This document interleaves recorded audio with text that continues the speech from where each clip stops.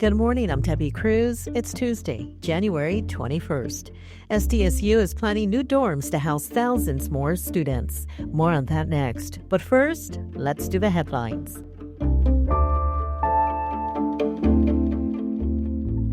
CAL FIRE is preparing for heightened wildfire risks in the region after the National Weather Service issued another red flag warning in San Diego County.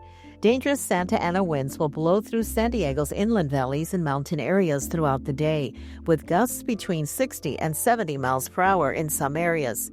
The high winds and dry vegetation could result in fast-moving and erratic wildfires. Captain Robert Johnson is with CAL FIRE in San Diego. We staffed additional equipment, including additional fire engines, additional hand crew personnel. We've stashed additional water tenders, as well as patrol units. San Diego Gas and Electric started shutting off power to some homes in high-risk areas. More than 80,000 customers could be impacted in the coming days. A new report from the Government Accountability Office says scientists should look deeper into cloud seeding to see how effective it is at creating more rain and snow. The technique introduces tiny particles into clouds to trigger precipitation. Karen Howard, who led the study, says state officials who fund water programs will need more data about the technology. The people in charge of making those decisions have to consider return on investment. And when it's not entirely clear what the effectiveness is, I think those decisions can be difficult to make. Water managers across the arid West are often skeptical about cloud seeding. Many point to a need to cut back on water demand before looking too seriously at programs to add water supply. An unexpected technical equipment failure has delayed the season opening for Lamb's Players Theater. The Coronado Theater will open Thursday night instead with a revival of its award-winning production of Once. The romantic musical about an Irish busker is based on the film of the same name. The original 2018 cast will reprise their roles. Tickets are on sale now. From KPBS, you're listening to San Diego News Now. Stay with me for more of the local news you need.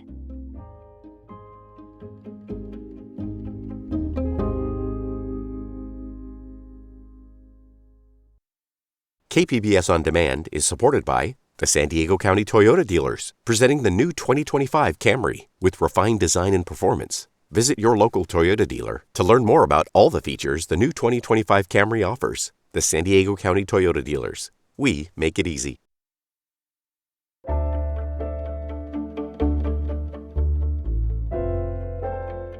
SDSU is planning to build new dormitories that would house thousands more students. Metro reporter Andrew Bowen says the demand for on-campus housing has never been higher. SDSU was long seen as a commuter college, but nowadays students are less interested in driving and prefer to walk to classes. The Evolve Student Housing Project would construct 7 new dorm towers with more than 5,000 beds. The campus currently houses about 8,500 students. Bob Schultz is the university's architect. He says the dorms will lower SDSU's carbon footprint by reducing vehicle trips to and from campus. But there's an academic benefit as well. Primarily, we're in this business because they graduate more frequently, they have higher GPAs, they just thrive and succeed better as students when they live with us. SDSU is holding 2 public meetings to gather feedback on the plans on January 27th and 30th. Andrew Bowen, KPBS News.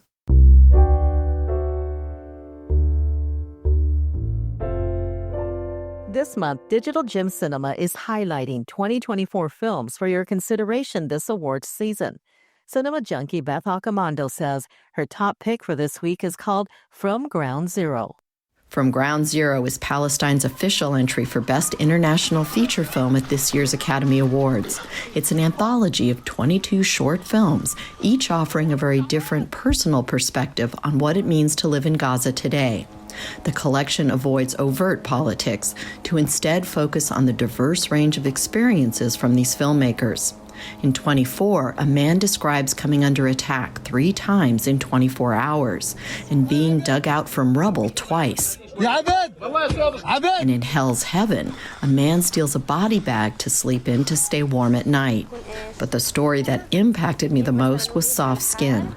This animated film, made by children, depicts how their mothers wrote their names on their arms and legs to ensure their bodies could be identified if they were killed by a bomb.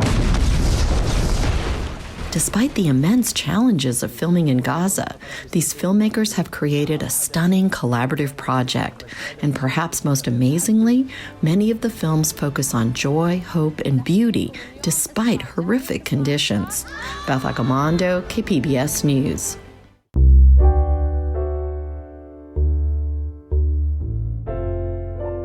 Last week, President Donald Trump criticized jokes by comedian Seth Meyers on his NBC talk show. On his social media platform, Truth Social, Trump threatened NBC parent company Comcast, writing it should pay a, quote, big price.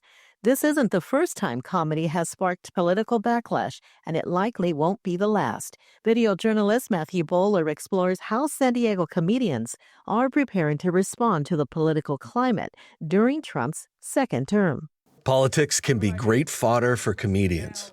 Like, they put elections right before Thanksgiving on purpose. Stand-up comedian Walter Ford is on stage at National Lampoon The Yellow Door in downtown San Diego. He's been making people laugh for nearly 10 years now, but in 2020 and 2021, he was in the street using his comedy to protest. I was at all of them. I was at all of them, bro. I've seen everything. USA! USA! I was heckling Proud Boys. You right on that. I was heckling Proud Boys. Police in riot gear, protesters fighting with each other. Look at John DeVito, Danny DeVito. And Ford cracking wise as a way of standing up for his principles. Comedy, I feel like, is one of the few justices left on earth. And through comedy, even if it's something that's extremely serious, like talking to some Proud Boys, if I add some comedy into it, you're gonna pay attention to this really serious situation, and you're gonna laugh at it. That was during President Donald Trump's first term. Ford says his second term may be very different. Conservative dream for America, is that what it, If we allow that, then I do think that there's a lot of danger to my profession and people that do anything close to my profession as far as creativity. We know very little about what Trump's second term will be like, given that he has no fixed principles or core beliefs or coherent ideas or constructive solutions or plans or proposals or policies or values or thoughts of any kind. He watches TV and then he screen posts about what he just saw on TV. He's basically an intellectual Roomba. He goes in one direction until he bumps into something, and then he just goes off into another direction. That was Seth Meyers on his NBC show, Late Night. Following that bit, President Trump posted on Truth Social, "These are not shows of entertainment, they are simply political hits. And Comcast should pay a big price for this." He's kind of made these promises kind of worrisome from somebody who's already out there. And as a comic, I think of us as the jester. My job is to poke fun at the king, right? Victor Paz Jr. is a comedian and produces comedy shows around San Diego for his company, Cackles. I'm curious to see actually how the comedy world's going to be, how to evolve in the next, we'll know in the next 8 months or so. Paz says he isn't censoring the comics in his shows, but he says comedy is risky, and sometimes the joke lands and sometimes it doesn't. I've seen people get super offended when you've gone after Trump and they've been Trump supporters and they've been super sensitive about it. And then I've seen the other side where they're a Trump supporter and they're like, keep going, that was a good one. Paz describes what he thinks the best comedy is like. It's whittling dynamite. You don't know how long the wick is. Political science professor Rick Epps says comedy can be a great way to say some very profound things.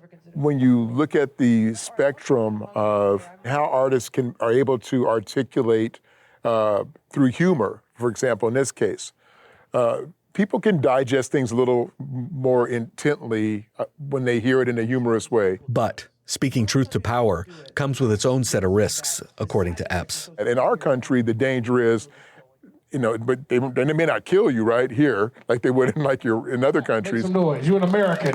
You got freedom. However, they can certainly cut you off financially. And, and I call it, it's like, we in political terms, we call it coercive diplomacy.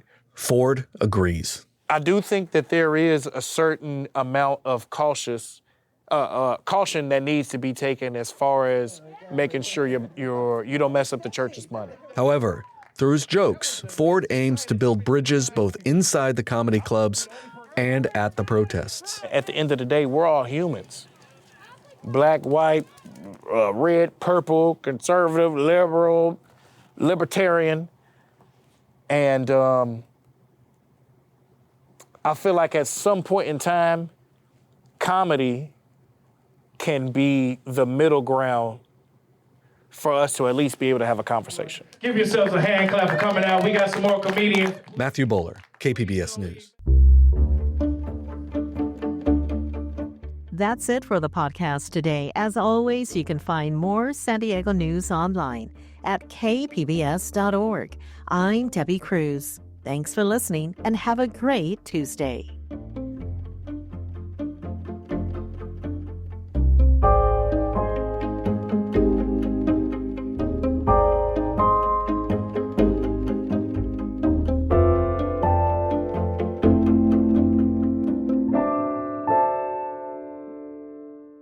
KPBS On Demand is supported by Latino Legacy Foundation, presenting their Storyteller series, Reach for the Stars with Ellen Ochoa, the first Latina astronaut, former NASA director, and San Diego native, Sunday, June 29th. More at LatinoLegacyFoundation.org.